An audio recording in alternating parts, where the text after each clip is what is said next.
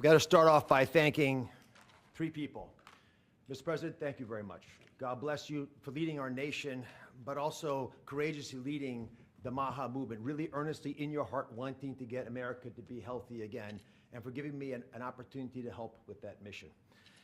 Secretary Kennedy has been leading the charge at Health and Human Services. A dear friend, like a brother, has done unbelievably courageous work because he's curious and he's started answering a lot of important questions. And I will treasure for the rest of my days your trust in me to help you with this progress. Thank you. And of course, Lisa, the family, but Lisa in particular, who's had an uncanny ability to identify opportunities and to always keep a clear North Star to keep our family grounded. God bless you, my beautiful one.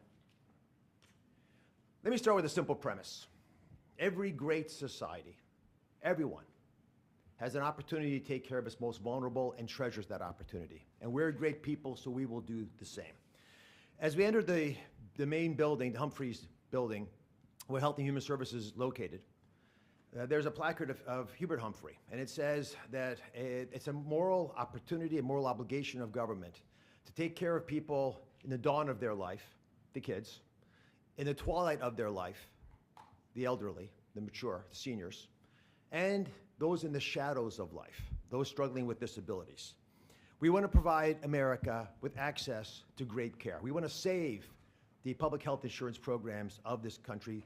That's what President Trump asked me to do when he took this position to administer the programs at CMS. Now, if we're going to do that, we've got to be honest with each other. And a physician, President Trump, has to always do that, right? We've got to share news, so do presidents, that folks don't want to hear, but it's important for our well-being. So I'm going to give you 4 bullet points to remember. Bullet point number 1, and they're all numbered in order for a reason. Medicaid is the #1 budget item for many states, and it is crowding out education, other important social programs. The states are having a big problem, and that's with the federal government paying most of the bill. Item number 2, healthcare expenditures are increasing at 2% higher than the economy is growing. And because of that, we spend more than 2 times per person on healthcare than any other country on the planet, and we're not getting value for that.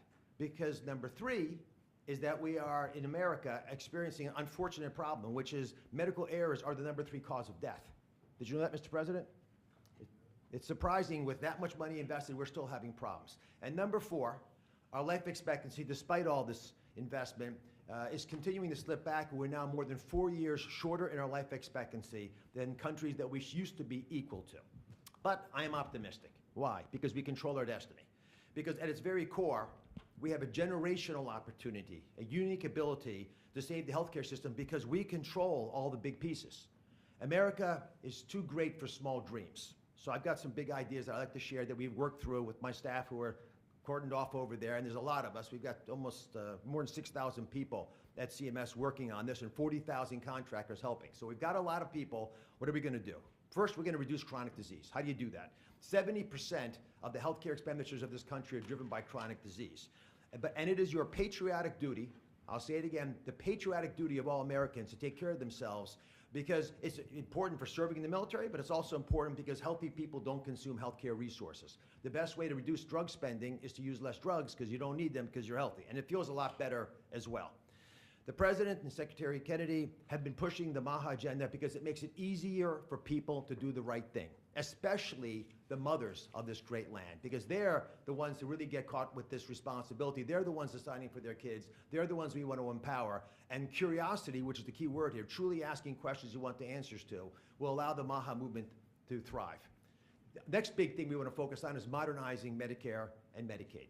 That's how Americans will get the care that they want, need, and deserve. We need to empower patients and providers, both. The doctors and the patients both have to be equipped with better tools.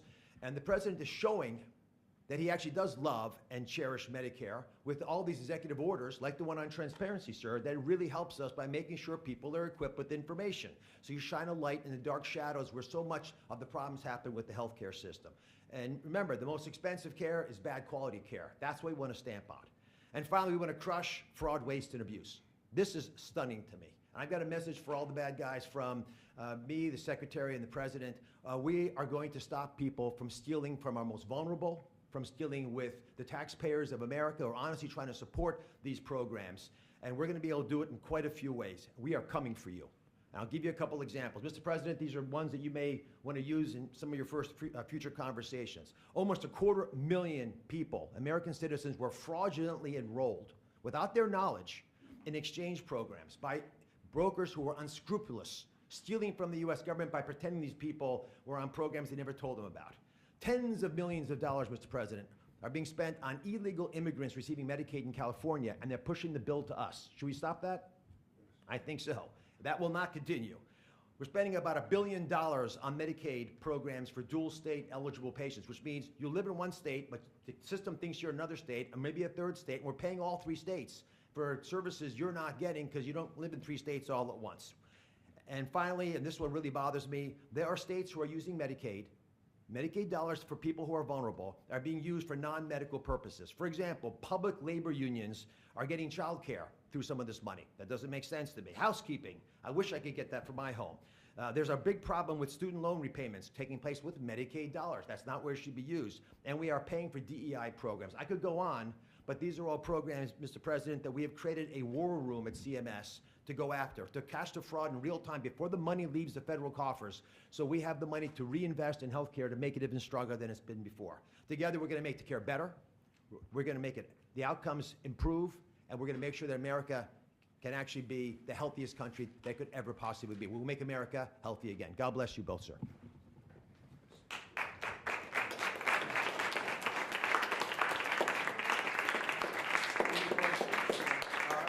Any questions for us? Okay. Mr. President, Marco Rubio said... Wait, easy.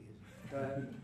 Secretary Rubio said that the U.S. will have to figure out whether a deal can be done between Russia and Ukraine in a matter of days, or you will just move on. Yeah, very short.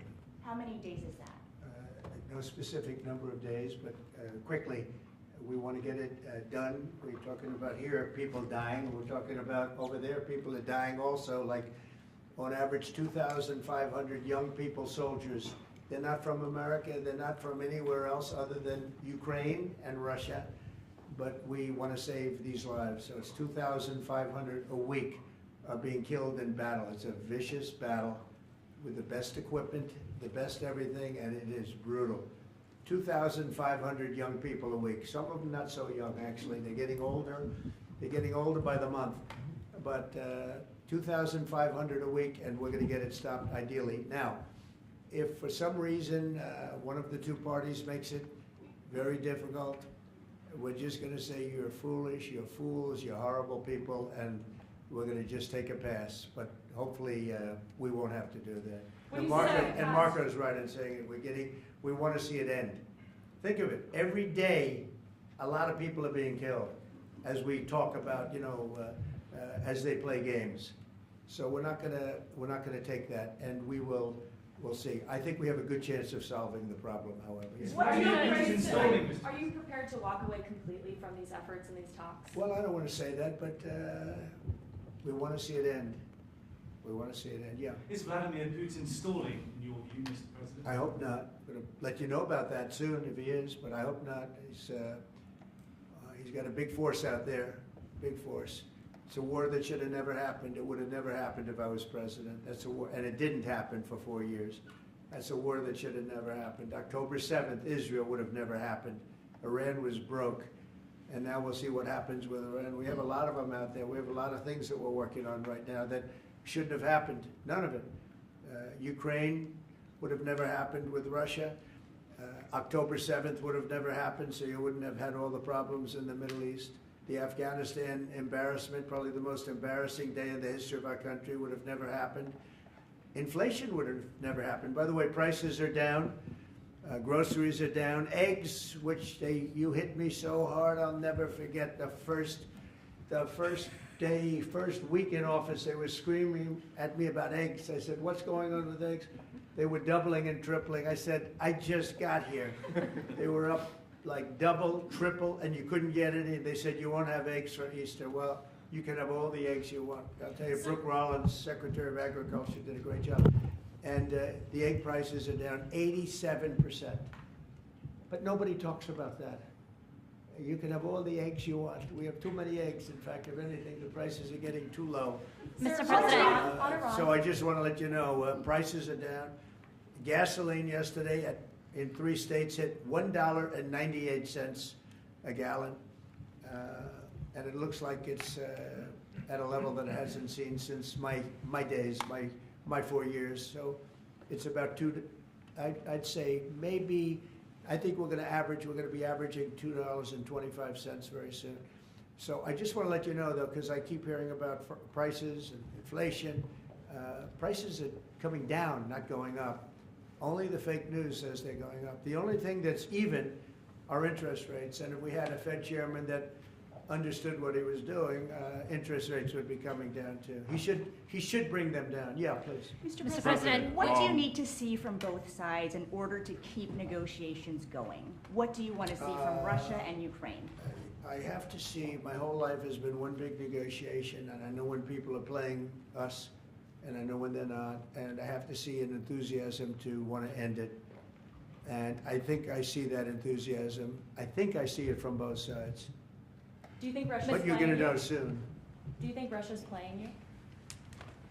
No, nobody's playing me. I'm trying to help. You know, this was Biden's war, by the way. By me getting involved, you know, they'll say, oh, it's Trump. This is not Trump's war. This is Biden. This is a war that should have never happened. Okay? Think of it. Those cities are crushed and crashed, and all those beautiful steeples, the most beautiful in the world, actually considered the most beautiful in the world, most of them are now smashed to smithereens, as they say, and lying on the ground in a million pieces. Those towns are crushed, the whole place. It's so horrible. And millions of people are dead, far more than you think. That's one thing you're going to get out of this war. You're going to find out that your estimates are far lower than, it's far worse than people think. Nobody's playing anybody. We are going to see if we can get it done. I think we have a really good chance of getting it done, and it's coming to a head right now. If you And do on Iran, decide on Iran, do you to think- support would you- Ukraine militarily, Say it. if you do decide to move on or take a pass, Mr. President, would you then continue to support Ukraine militarily? Well, I'm not going to say that because I think we're going to get it done. On Mr. Iran, President, I Mr. remember President, having there are Iran photos of- asleep. There's a group of Venezuelan men down in Texas who have been alerted that they are soon going to be deported under the Alien Enemies Act. Have you authorized that operation, I and don't know where are they about going the to go? group you're talking about, but if they're bad people, I would certainly authorize it, yeah. You know, I won an election in a landslide. We won all 7 swing states. We won by millions of votes. We won 2,750 districts to 505 districts. 2,750 to 505. That's why the map, when you look at it, is all red. And one of the biggest reason, I think the biggest single reason, actually, I'd like to say it's because of this, because I think they're going to come up with things that are incredible. But probably the biggest reason was because of the border and because of illegal immigration. And the people of this country want those people out. Because what Biden did, and I don't know if he did it, I'm not even sure he knows what the hell he was doing, but what his people did, representing him, was allow millions and millions of people from jails, from prisons all over the world, people from mental institutions and insane asylums, gang members, drug dealers, pouring into our place. And you know what? Our people voted for me to get them out. They want them out. They want them out. And we've done a hell of a job. And by the way, Ecuador and various places, but El Salvador, we've been helped by a lot of other states where they're helping us, actually. Because you couldn't, look, what this man was thinking when they allowed open borders and people to come in, if you look at Venezuela, their crime is down by 72%. You know why? They took all their criminals off the street. They took all their prisoners from jail. They took murders. 11,088 murderers were released into our country. Bad things are going to happen. Bad things. And we're getting them out. And that's why I was elected. A judge wasn't elected to do that. I was elected to do that. And we're doing it in record fashion. We have the safest border, the most secure border we've ever had. See the Declaration of Independence? You should all read that before you leave. That's the real deal. You should all read it before you leave. Yeah. Mr. President, photos have emerged of Senator Van Hollen sipping what appears to be margaritas with Yeah. Abrego Garcia down in El Salvador. Do you encourage other Democrats to fly down to El Salvador to meet with this illegal alien who's an accused wife I beater? like this guy. See, now, this is the kind of a reporter we like. There aren't enough of them. We got to get some more of them. But, no, I appreciate that question. No, look, he's a fake. I know him. I know them all. They're all fake. And they have no interest in that prisoner. That prisoner's record is unbelievably bad. If you would go into the room, you might, if you would, Caroline, maybe go into the room and see if you can find that little slip. I wrote some things down. I don't know why you'd want to keep him, but we got a little biography of him. Did you help Not, set up that not a meeting? very innocent guy. Did you Mr. help set President. up that on the meeting, IRS. sir? Mr. President, on that- in on- the spirit of Easter Sunday and it While being we're on Good the Friday. subject, right? Yes, of course. So you're talking about Abrego Garcia, is that the one? Yeah?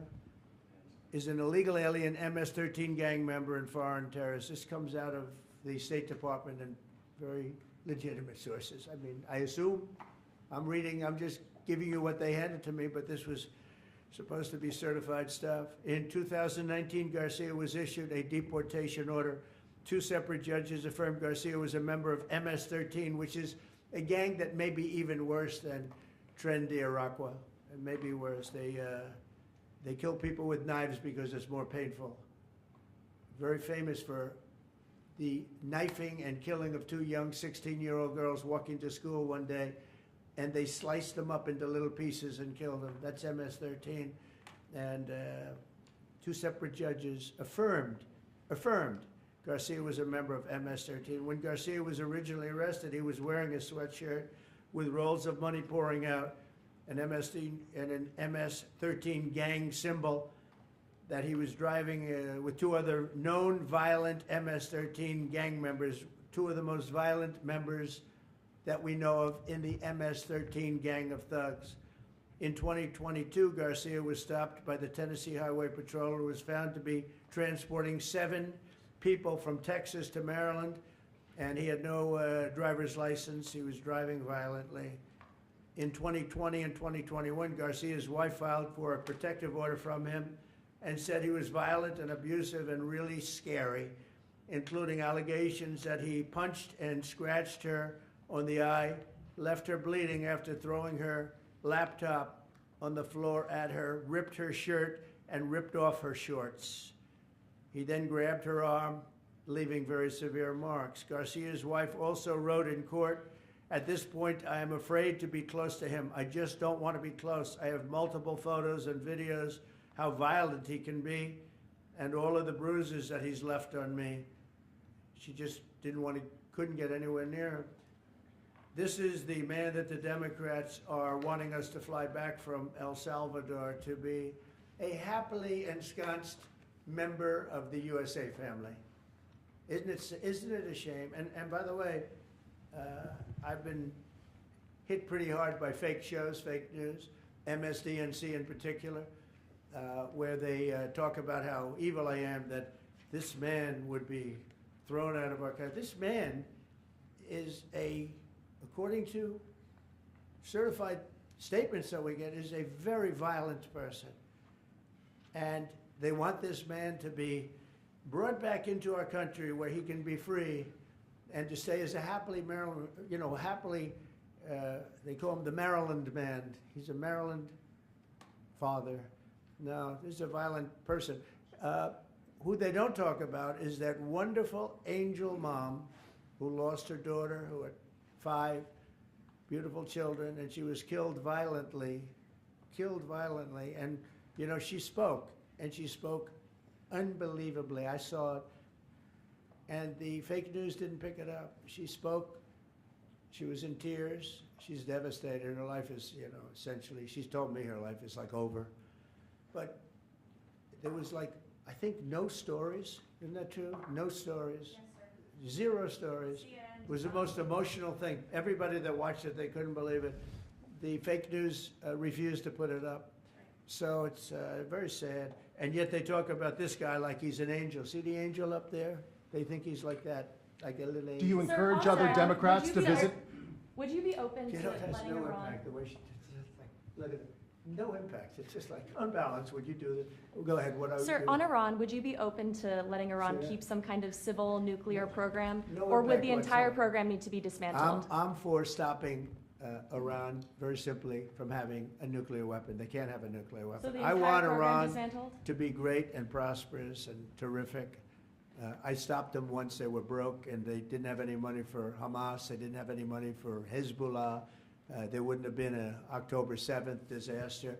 They were broke. They had no money, and they weren't spending it to terrorist organizations because they had none. When Biden came in, he took all the sanctions off. China wasn't allowed to buy. I said, if you buy, because they're the biggest customer, I said, you buy 1 barrel of oil, just 1 barrel of oil from Iran, and you can't do business in the United States.